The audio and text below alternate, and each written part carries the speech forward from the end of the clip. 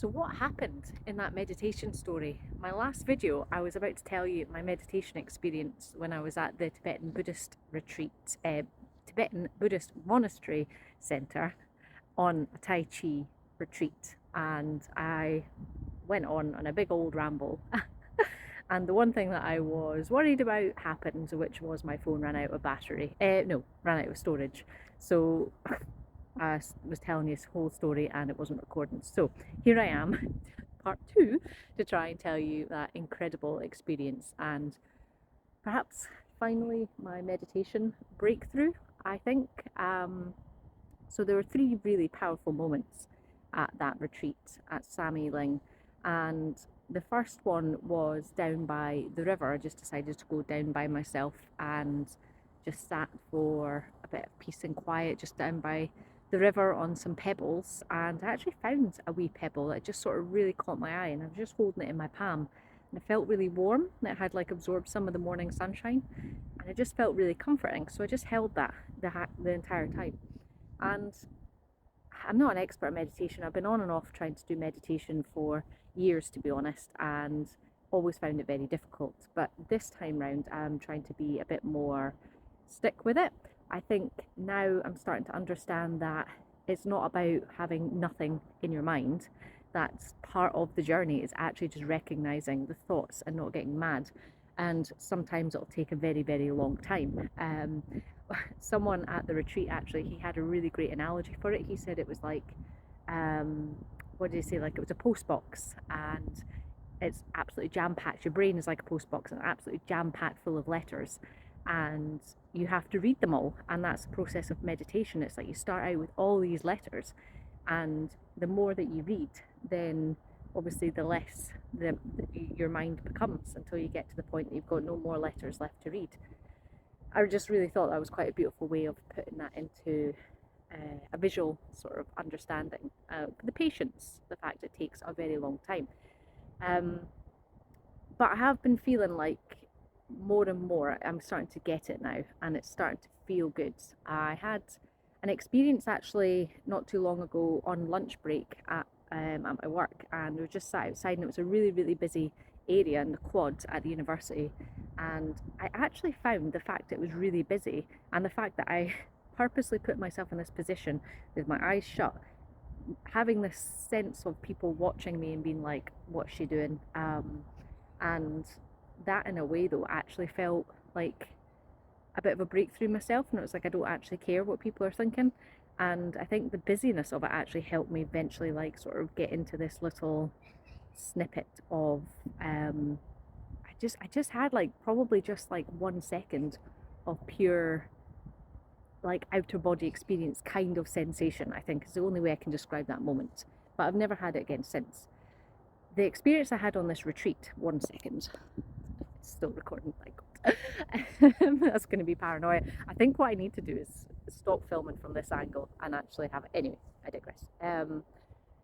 Yes, at the retreat on this experience down by the river, and I was there for about 15 minutes. Thoughts were coming and going, but actually it was just really nice I was just focusing on the sound. So we had the sound of the river, we had the sound of the birds, the sound of the wind and the trees. Now, of course, my mind would wander and it starts thinking about things, but then I'd just bring it back to those sounds. And then all of a sudden, like 15 minutes into it, the breeze that came, it felt like it went around my face, and it was just like, the only way I can describe this feeling was like it just caressed my face, and it was just saying, like, it's okay. It was like nature just actually taking me in that moment, being like, I've got you. And honestly, I just broke down. Like, tears were streaming, streaming, streaming, and like I didn't know what I was feeling. Like, it wasn't sadness. I couldn't quite articulate exactly what it was I was feeling. I think that's part of the challenge with the English language anyway, is actually we don't have many words to help describe how we're actually feeling, and that's part of the challenge. It's like we feel something, but I don't know what it is.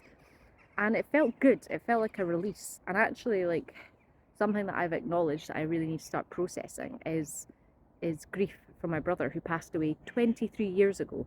I was, how old was I? 12 at the time. And he was 17, so he was 5 years older than me, and he had muscular dystrophy, so it was inevitable that he was going to pass away. But I think I'm starting to understand that I've never properly processed that, and it's taken me 23 years to start processing it and actually talking about him and telling people about what happens. So it did feel like in that moment that was one of the chinks away from whatever I've been holding tightly. So that was a beautiful experience. The other meditation experience I had was actually in class, and we didn't do much meditation in class itself.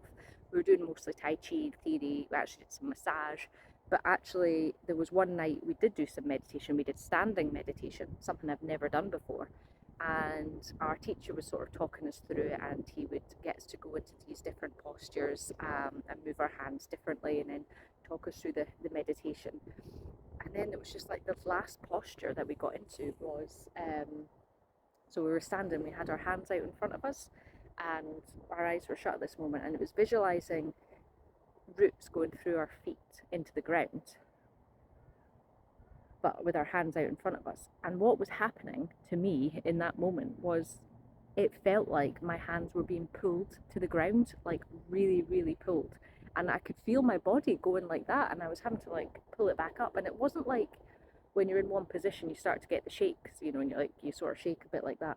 It wasn't that at all. It was genuinely this pulling, and that, honestly, I was just like, oh, not vocal sobbing because I was in a class, and I was just like, but tears were streaming down my face. And again, it was just like, I don't know what it was I felt in that moment, but something came out, and it was beautiful. It was incredible. So those are the moments that I feel like meditation's given me just now, and I need to do it more, to be honest. Since I've come back from retreat, I, hand on heart, have not done any. But I will. I have been doing my Tai Chi every day. I might need to, yeah, I'm just going to change my hand. I don't know if you can see my finger in that shot. That's not great. Should really get my selfie stick out. What's the point in buying it if you don't use it? What else was I going to say there? The other thing was, so we did that second meditation. The other thing was meeting Lama Yeshe, who was the abbot of Samye Ling. It used to be his brother, and his brother was tragically murdered in 2013. So Lama Yeshe took over as abbot, and he is 85 years old now, and we were very lucky to actually meet him.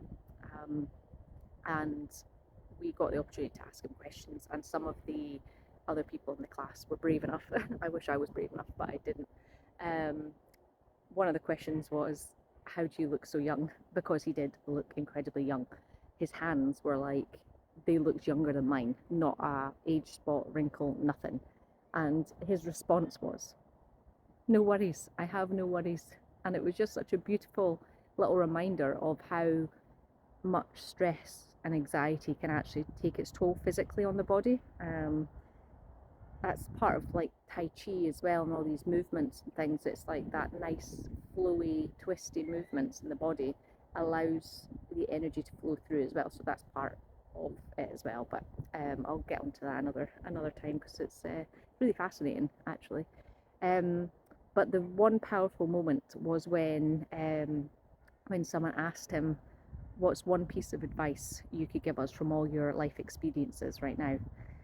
And this bit, by the way, he said, you were all well educated, you all have jobs, really good income, and you strive for more and more. You want more money, but it's never going to be enough. You have enough right now, right here in front of you.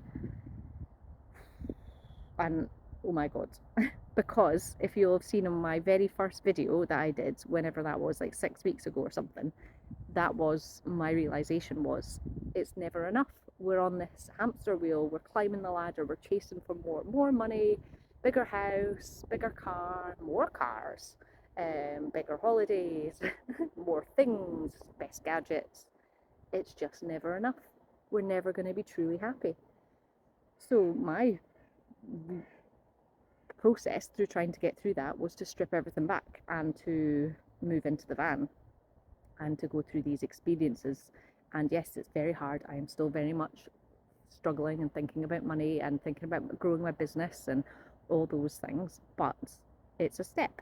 And to hear Lama Yeshe say that in that moment, it was like, this is exactly the path that I should be on right now. And it was just extremely powerful. That's the word I can't stop describing. That experience, or those three experiences at the retreat.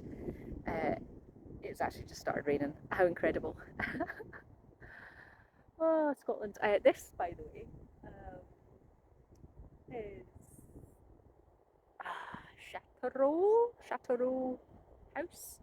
I'm at Chateauroux Park. I don't know how to pronounce it. I'm meeting a friend here for a walk after her work, and yeah, I'll ask her how to pronounce it. But it's in Glasgow, just outside Hamilton. It's incredible views. I will probably put another little video so you can see, but nice views down there. But a really lovely house. Just checking again, still recording. We are on to our winner. So what I have done is, this is actually a different phone. This is an old phone that I had, and I just stashed it away in a drawer. It's a Samsung S20 FE, if anyone's interested. So it has still like 28 gig of storage left on it, so great. I should not be running out of storage mid camera chat. And but I'm not sure what the camera and sound quality is like in comparison. Don't have my little microphone, and yeah, anyway, it'll be fine. We'll do what we'll do. I just really wanted to come back here and share those key moments from that retreat. Some other things that I really want to share from that retreat as well, just how it was in general. But yeah, that was the main thing. And so I've also got some good news this week. I've got the all clear for my MRI results from my stress factor, so I can do a wee video for. It's funny when you're talking to a camera, everyone just stops and it's like, what the hell are you doing? I think that's someone that works here. I'm still trying to get used to that, like talking out in public with a camera. Oh, I'm gonna get really strong arm. What was I just saying there? I was saying about stress factor. Yes. So I will tell you that story as well in another video. And van life as well. It's not all it's cracked up to be. There's been some bumps along the road, so I'll do another little chat about that so far. Loving it still, just to caveat that. But yeah, it's not all sunshine and daisies. Right, anyways, I'll wrap it up at that. And I will catch you all on the other side of the camera. I don't know.